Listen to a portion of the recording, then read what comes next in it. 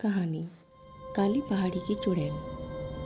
एक बार की बात है, गांव नौरंगपुर के बाहर एक काली पहाड़ी थी जहां कोई भी रात में जाने की हिम्मत नहीं करता था।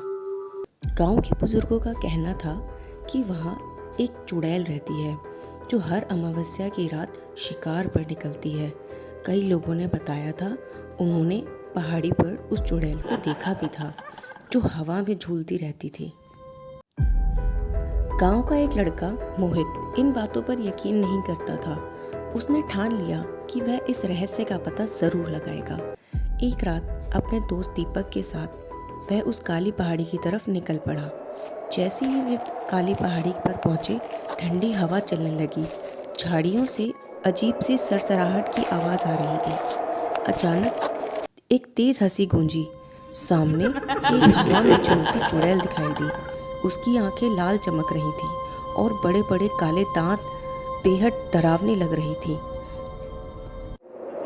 चुड़ैल बोली, क्यों आए हो मेरी पहाड़ी पर?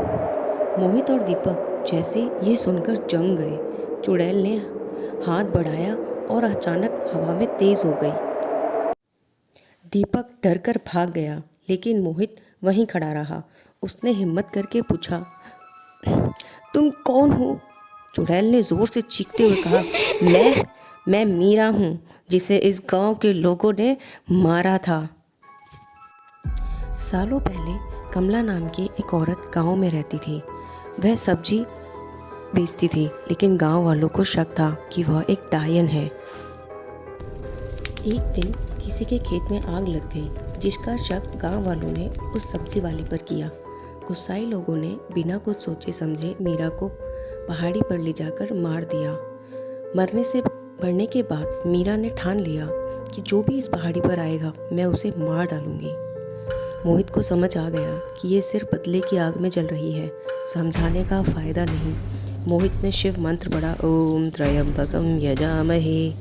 मंत्र सुनते ही चुड़ैल चिल्लाई और मर गई। मोहित ने गांव वालों को समझाया, बिना जांचे परखे किसी को दोषी मानना सही नहीं होता है। गांव वाले समझ गए, फिर शांति से जीवन जीने लगे। तो बच्चों, बाय बाय, मिलते हैं अगली कहानी में।